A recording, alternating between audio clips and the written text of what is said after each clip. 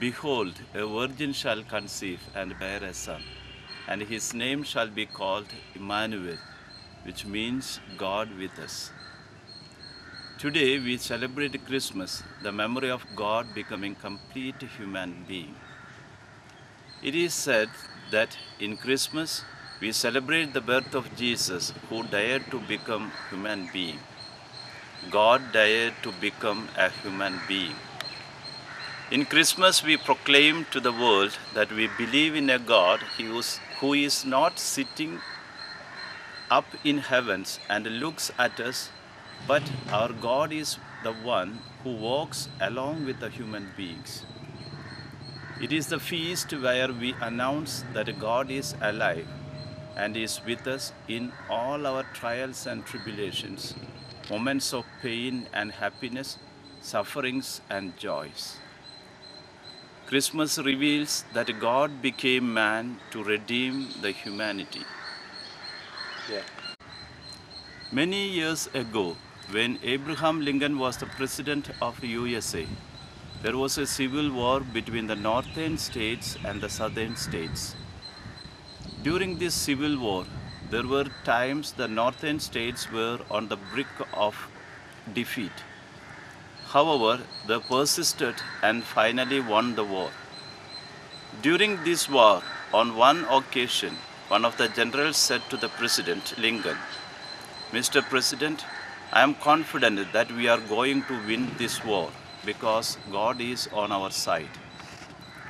Then Lincoln said, "I know God is on our side, but I am not so sure whether we are always on the side of God." As Lincoln said, God is on our side, and this is one of the most important messages of Christmas. It is because God is on our side that He sent His only Son Jesus to us. In fact, Jesus has another name, Emmanuel, which means God is with us. It is good to reflect on these questions. Are we on the side of God as we celebrate this Christmas? Are our preparations and celebrations reflect our belief that God is with us? In the 17th century, Isaac Newton studied light and concluded that white light is actually a mixture of many different colors. If a ray of white light is aimed at a prism, what we see is a spectrum, a broad band of different colors looking like a rainbow.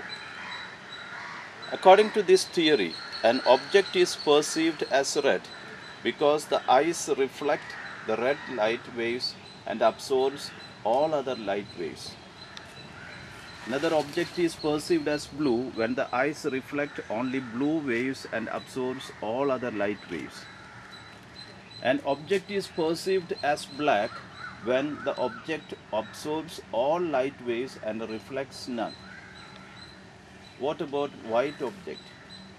According to this theory, white objects reflect all the light waves and absorbs nothing to itself. Newton's theory of light has a beautiful message for this Christmas.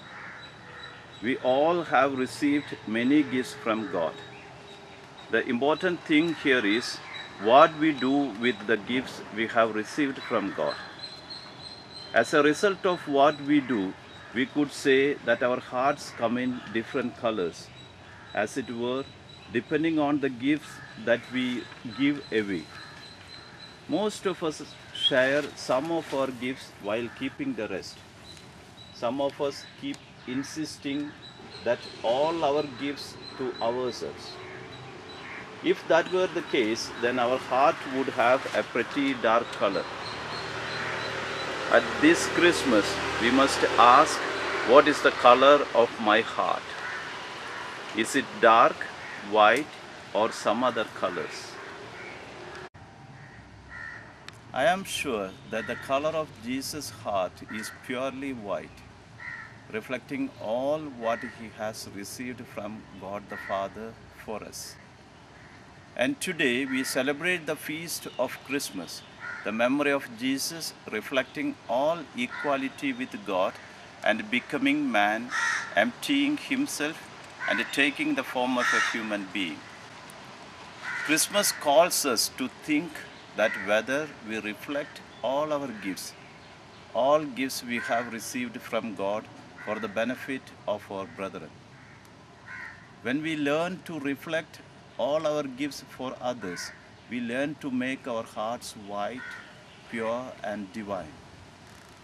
To make our hearts purely white, we need to be with God always. Christmas tells us that God is with us and calls us to be with God always and in all ways, and to reflect all our talents and abilities for the benefit of others. Let this Christmas be an occasion and inspiration to learn to be with Jesus always in spending our lives for others. I wish you all Merry Christmas.